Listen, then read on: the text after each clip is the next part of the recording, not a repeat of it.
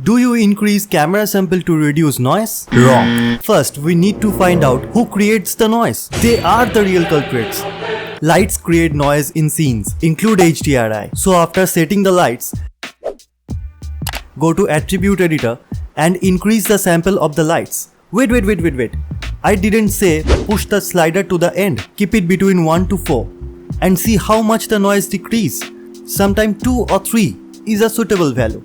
Avoid mesh light as much as possible. It makes a lot of noise. And the most common misconception among us that 4K HDRI is better than 1K or 2K. This is completely wrong. I would recommend using the 1K map. It doesn't make much of a difference. Now go to samples and set the camera value to 1 and the rest to 0. And start the test render and gradually increase the value. In my case, the noise was removed at this value.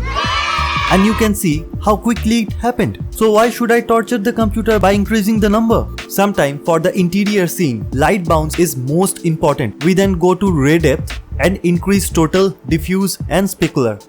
Otherwise, I would recommend keep the ray depth as it is.